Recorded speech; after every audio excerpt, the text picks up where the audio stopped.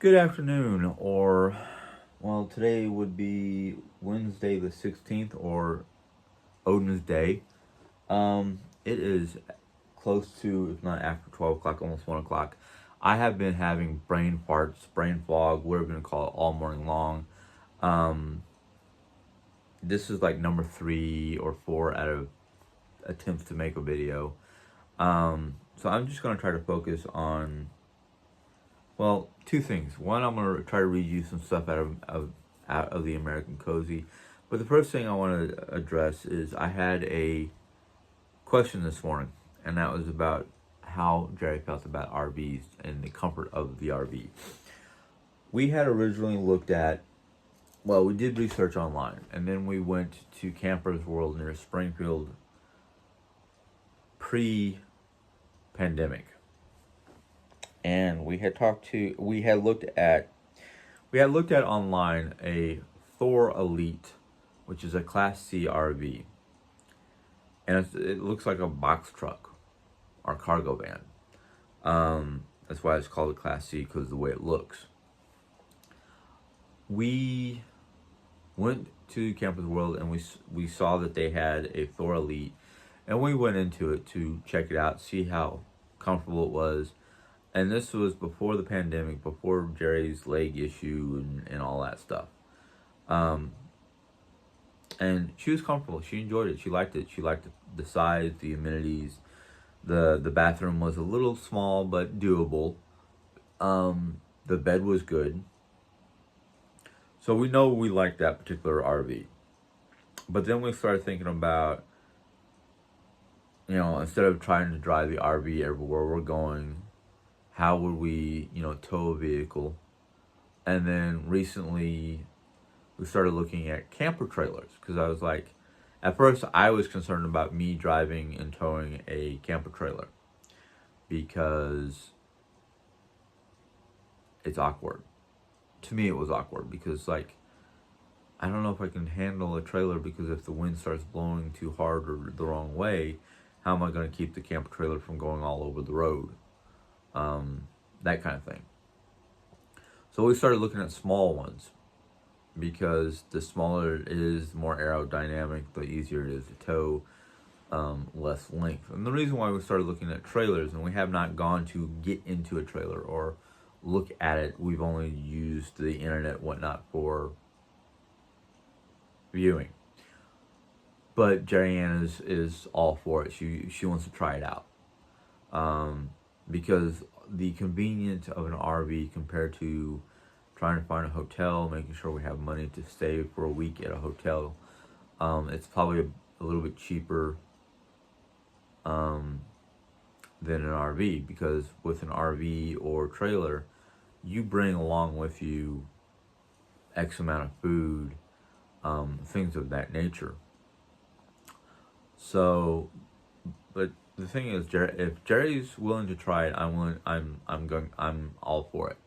If Jerry said no, I'm not willing to do that, I would be like, oh, okay. But the thing is, Jerry has been talking to me since we got married about camping and whatnot, because she camped once or twice as a young girl, with scouts or something like that, on the beach in New York, the beaches of New York. And I'm like, well, I'm not a beach person, but I used to like camping. I used to have camping gear until it got ruined in Superstorm Sandy. So we just haven't tried it yet. We, as a couple, we haven't done it yet. Um, I thought of all the different ways of doing it without having to go out and buy equipment, like just get an air mattress and throw it in the back end of the minivan. The problem is that would be too tight and uncomfortable for us, and temperature control and trying to run the van all night long just to have air conditioning. No, because opening the windows, you get mosquitoes and all kinds of bugs into your car. So yeah, we've been wanting to do this for a while. Anyhow, let's get into American Cozy. And today we're going to read Kitchens and Pantries. And that should basically goes to say here, the kitchen can be one of the messiest, dirtiest rooms in the house. This is not a comfortable thought when you consider the connection between tidiness and sanitation. Fortunately, there are easy things you can try to keep your food center calm and tidy. Number one, which we will do in the future, read chapter 6 for ideas regarding cooking, storing food, and outfitting your kitchen. Number two, when cleaning your kitchen each, yeah, when you're clean, see what I mean? When cleaning your kitchen each day, don't forget to check the ceiling, cabinets, appliances, vents, and floor. So many of us spend time wiping down countertops but forget the grease and grime that build up in these areas. I'm guilty of that. I think most of the people in this house are guilty of it. We'll wipe down the counters all day long, but we'll forget about the cabinetry above and around the stove, the floor. Um, it does not get cleaned as often as it should be. In fact, that's probably one of the things I'm going to do today. Is I know Jerry's like, today's supposed to be a day of rest. I might go into the kitchen later on and just start wiping down counters and whatnot. I know when I first started this whole project, I wiped down. I literally cleaned up all the counters, cabinet. I cleaned the kitchen from top to bottom. Um, I'm guilty of forgetting to do that every week or every other day or something like that. Um, Keep your sink smelling fresh by cleaning it each night before bed and sprinkling. This is an interesting one because that means I'm gonna have to buy a lot of baking soda. Sprinkling a tablespoon of baking soda in the drain to neutralize Food odors. Now, I'm pretty sure if we did that on a regular basis, it would cut down the chances of getting fruit flies. Now, it's amazing how certain kinds of insects like fruit flies and other bugs that I'm not even going to talk about because they just crawl out of your drainage in the bathroom, in the kitchen, your sinks, your tub, your shower. You'd be amazed what can crawl out of there besides other six-legged critters. But fruit flies, especially, are known for basically coming up out of the kitchen sink.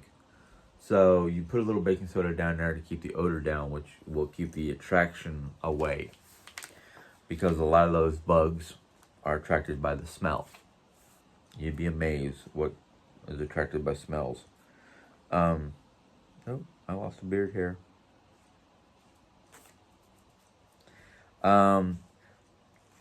Take out your garbage daily. Now, a lot of people are going to be like, but the garbage can isn't full. It's not even half full.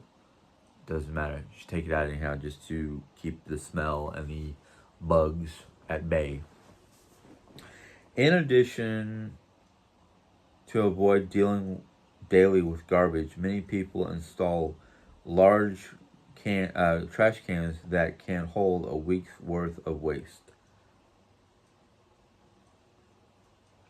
My trash can is a little bit smaller than average for a kitchen trash can. But I could not, the smell that could happen from a week's worth of garbage would drive me up a wall. It's weird. It's strange enough that sometimes when I walk into this room, which is adjacent to where the garbage can is, I get weird smells. Not like odors that are like bleh, but like I walked in here after dealing with a lot of the linens that were in here, and I can still smell the weird dill cucumber type smell that I smelled off of one of the linens. And I'm just like, why am I smelling cucumber salad in this piece of linen or this room? And it started last night when my wife was folding the stuff up. And she goes, yeah, I'm smelling like a weird dill vinegar type smell. And I'm like, yeah, that's what I'm smelling too. That's why I call it cucumber salad, because that's what dill and vinegar remind me of when they're combined, is cucumber salad. Anyhow, allowing garbage to sit in your home home runs counter. What the heck? Hold on, I gotta reread this. Allowing garbage to sit in your home runs counter to the clean. Oh, okay. It counters the clean, calm living space you're trying to create. So basically, allowing the garbage to sit in the house kind of ruins. She's There must have been a typo here because it's runs runs counter. But I guess what she's trying to say is it ruins the factor of the smell of the garbage and whatnot can ruin the whole calm, clean type demeanor of your home. Getting a smaller can and emptying it daily by then she goes to say to buy composting bags and compost material if you can. In other words, if you have a garden or whatnot and you have a separate trash can with specialized bags to make composting material, like when I attempted it was attempted in my house to make composting material for a garden. Basically, we would scrape leftover foods or anything that is compostable, foods, paper napkins, things of that nature, into the composting bag, and then put it into mix it in with composting material outside in a compost pile. It's great. It's great free fertilizer for a garden. You don't have to go out and buy fertilizer. You make it yourself. Take the recycling out each night. Basically, if you have a recycling bin, throw it out each night. Get in the habit of removing refuge out of your home regularly. If you want to install large garbage bins in the garage or yard, that's fine. Just don't allow garbage to build up in the house. Okay, I agree with that because factor, especially kitchen garbage. Your everyday kitchen garbage has scrapings from dinner, breakfast, lunch, whatever meal you just had that you could not finish. Most people scrape it into the garbage. That's going to create a smell, especially if it stays. I've noticed from time to time overnight.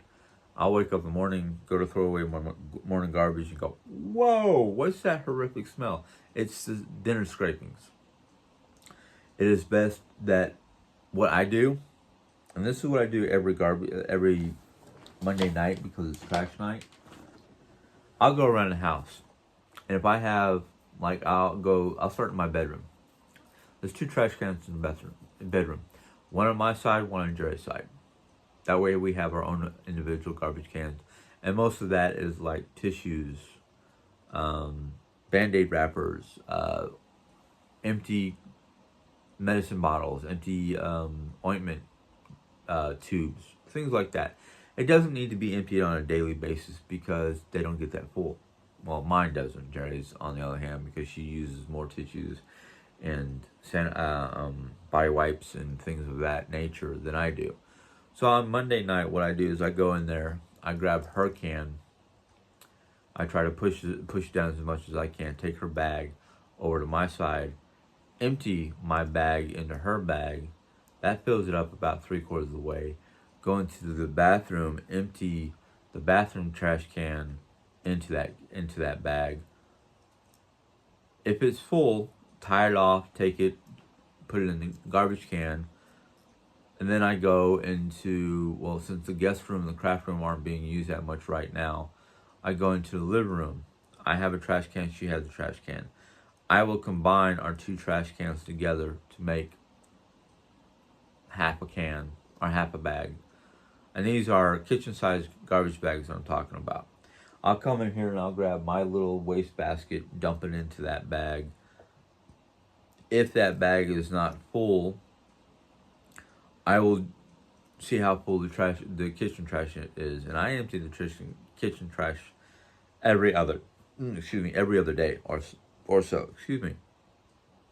Depending on how full it is or how smelly it gets. But the idea of doing that on a regular daily basis, you might be able to take one trash bag of household garbage per day out. Yes, it will fill up your trash can and whatnot very quickly. Understandable. But still, one, especially if it's in rooms that people are in on a regular basis, like living room, kitchen, it becomes unsightly if you see an overflowing trash can or a lot of trash or there's smells coming out of your kitchen trash can. It's an unsightly, unpleasant thing, no matter what the situation, whether you're having company coming over or not. It's just one of those things where it's like, oh, it's at the end of the day. Let's see how full I can get it with the house trash and get it out. It's a smart thing. It would help in a lot of different ways. The next one down is make sure your kitchen is lit and bright. If you want your time in this important room to be enjoyable, so enjoyable that people come to join you, use bright bulbs and add extra overhead or wall-mounted lighting. I'm thinking I read this already, but I'll continue to talk about it. Light not only makes cooking and eating more pleasant, but also helps with kitchen inventory, revealing items lurking in the back of shelves or cupboards. I agree. My kitchen has, by the sink, it has two hi-hats, two overheads, like the ones I have here. Let's see if I can, like that. Um, Plus, it has by the window, the kitchen window, two lights on either side of the window. Then it has a main overhead light that is right over the center console. Then on the other side of the living room, or other side of the kitchen, it has adjustable overhanging or overhead lighting. So there's plenty of lighting in the kitchen. It's just where it's at or where it's angled depends on what areas get lit up.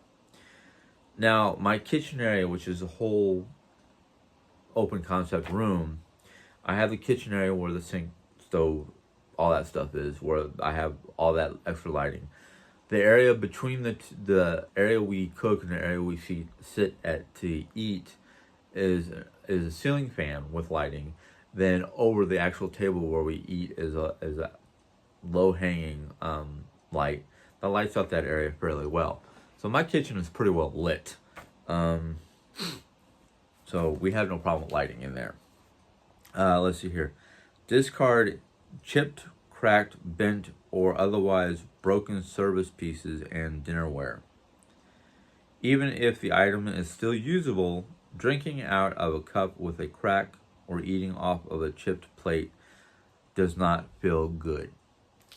She's right about that. I would prefer not to, but the thing about replacing your serviceware, dinnerware, or whatever is overall expense.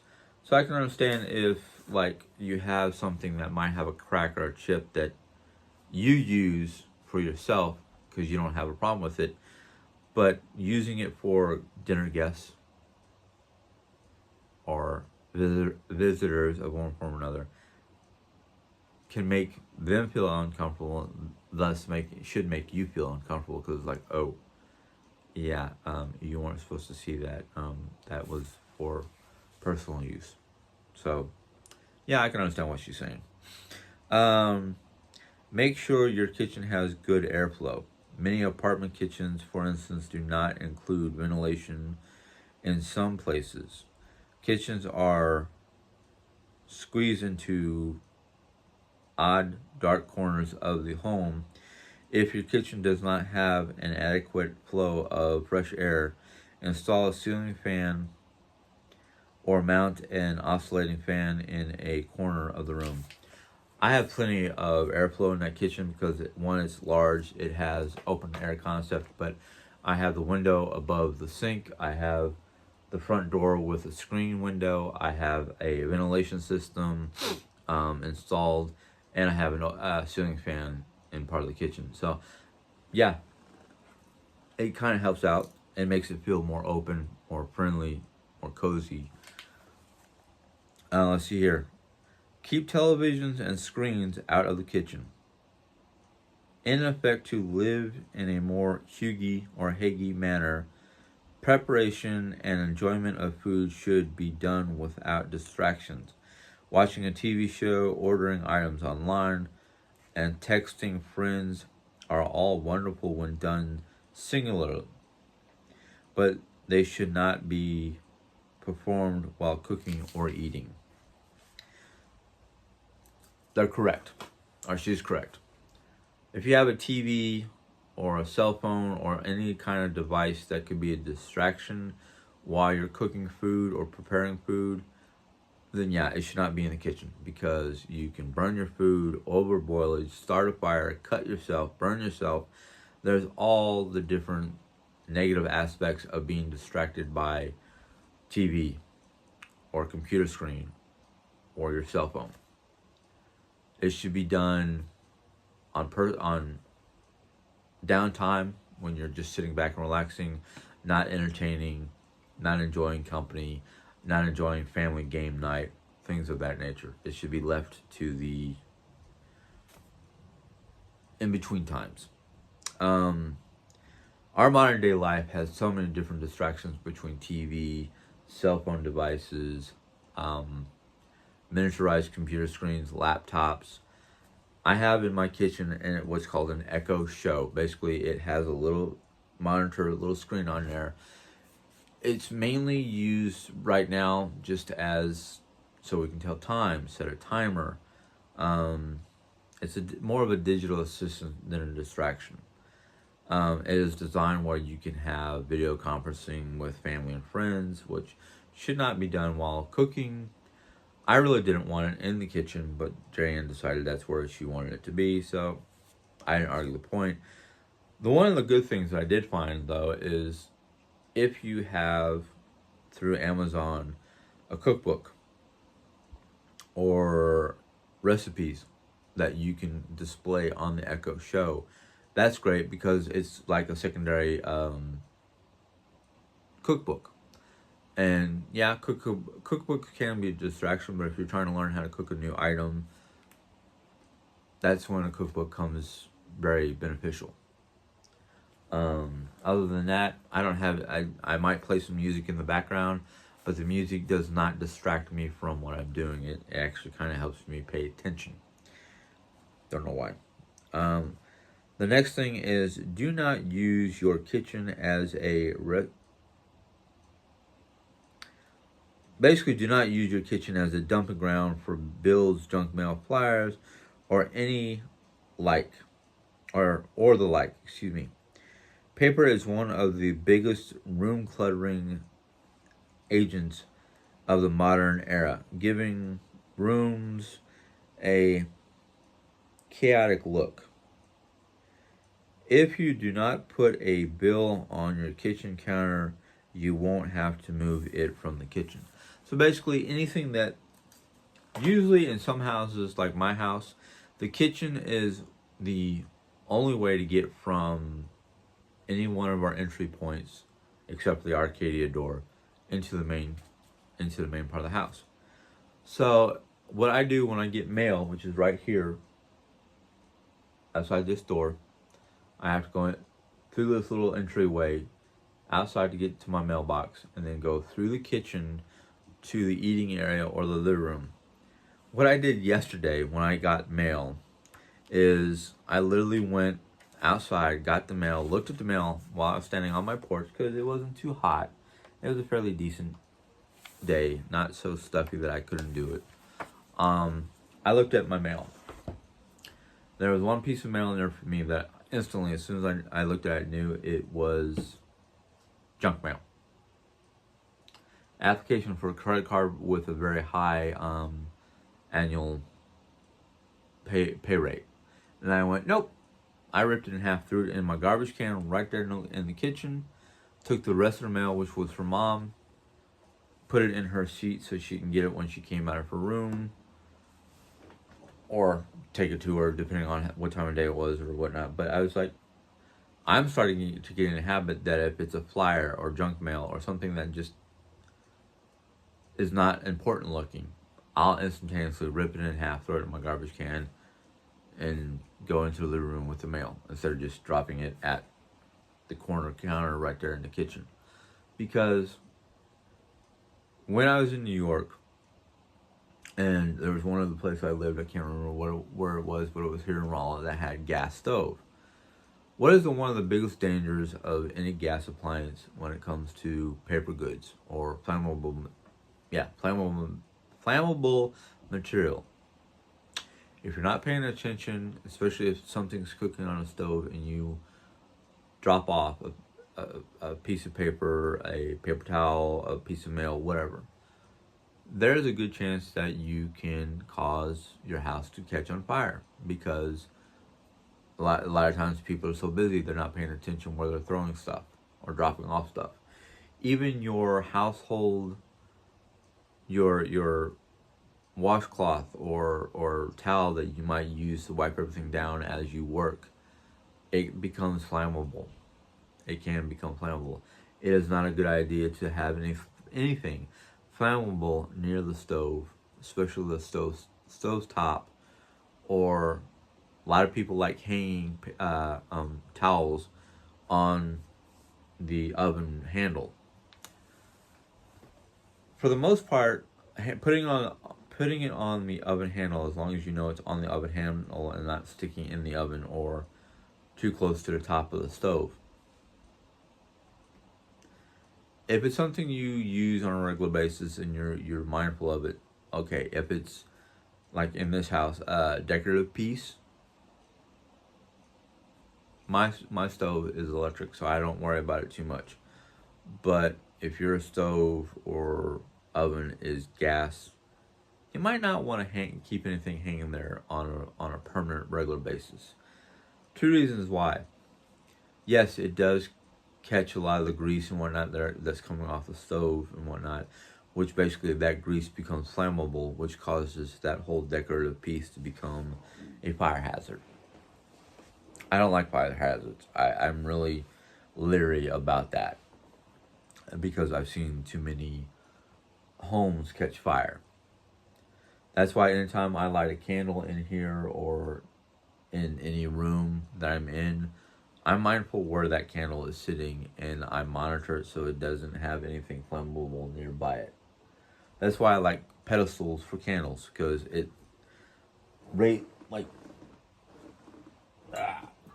like this. Now, this is actually not just a candle. No, it is. It's a full candle. This is a candle riser, as I call it, pedestal. This lifts the candle off the tabletop this much, plus however tall the candle is. If I go to burn a candle like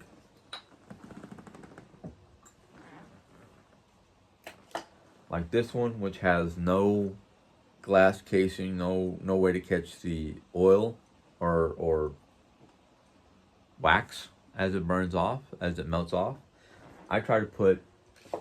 Now, this one is a bad example because it's paper. But I try to put something underneath the candle so the wax and melting process drips into the tray or plate or whatever the candle's on. Just safety issues. I'm very safety conscious. So I try to make sure that everything is not going to cause a fire hazard or fire issue. It's one of those like, watch it, that's flammable. That could burn something, that could cause fire. I just realized something I want to do.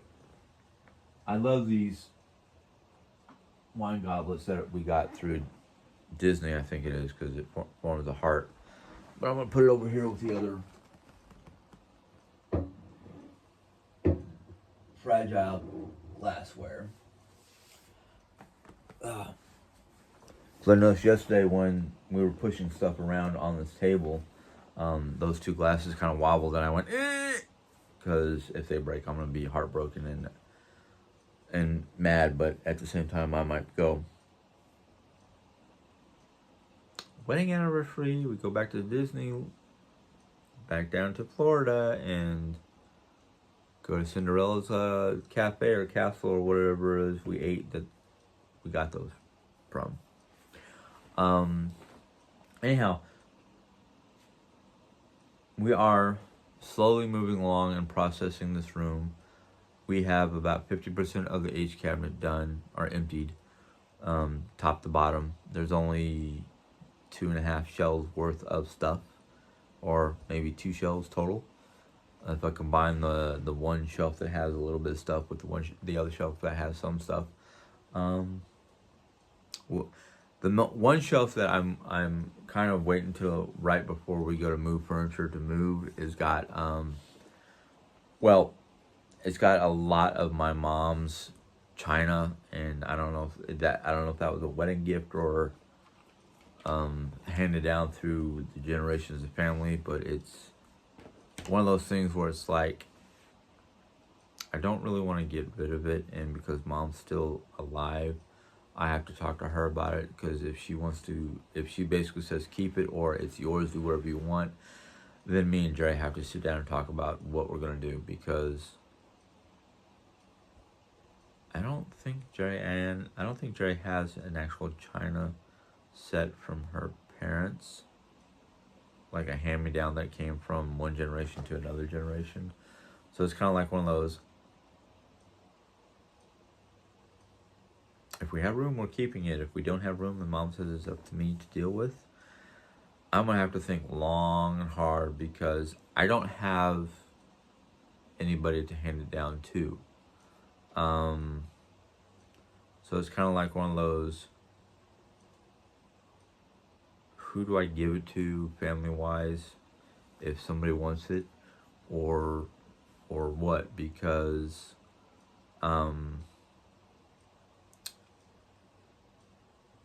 it's either I give it to one of my cousins. Well, my cousin Janet and my cousin Joel are married, and I don't know if they got a set from their mother, or what, or if they want it because have to somehow get it down to them without breakage. Of course, that would give me a reason to go visit my cousin Joel down in Florida. But then it's also kind of like one of those things where, do I hand it off to one of my cousins? My cousin Philip has 3 girls, or 2 girls and 1 boy. Now, I'm not going to say that, well, I think we've talked about them before. Sydney, who is the oldest girl, I could offer it up to her when she gets married if her mom doesn't have a set of china to give to her. That's a generational like gift, handed throughout the ages from family to family, or what. But that's not here nor there. It's something I have to think about, and I have to talk to certain people about. Because my cousin, who's 10 years my younger, is already married, and I don't think he'll want it. Of course, anyhow, that's not important. That's just me thinking, going down a rabbit hole about stuff. But yeah, I'm looking underneath my camera at it to look at stuff. But anyhow, I'm gonna go ahead and cut this off, because it's already over 35 minutes, and I don't want to just drag stuff out. So tomorrow we're going to be getting into dining room. I'm gonna mark this so I remember this is where I'm at.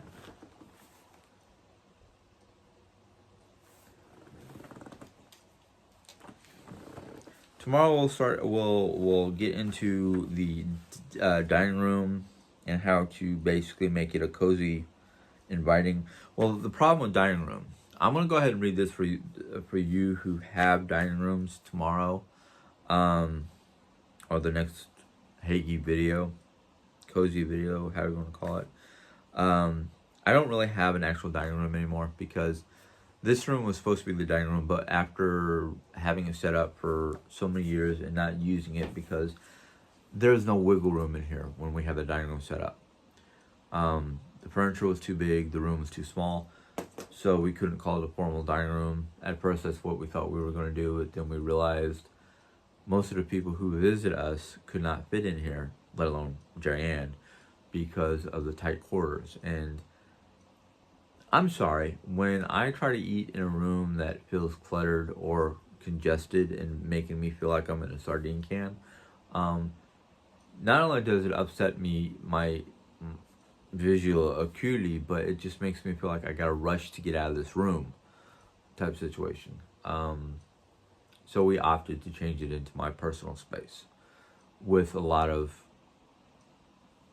it's gonna have a lot of my flair and my characteristics in it, but it will have a couple pieces in here that are from Jerry-Ann's Harry Potter birthday, which I know a lot of people like, you're 50 years old, why are you having a kid-style birthday party?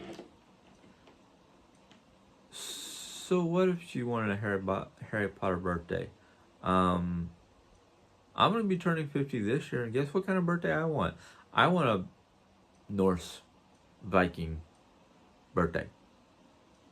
Which means either inviting people to, either going all the way up to Illinois to medieval times, because there's not one in Kansas, I thought there was, or going all the way to New Jersey to be closer to my wife's family, because I don't know of any of my family members who are going to come up to Missouri for my 50th birthday. It's a milestone in our family because only one person in my dad's generation survived to be past 50.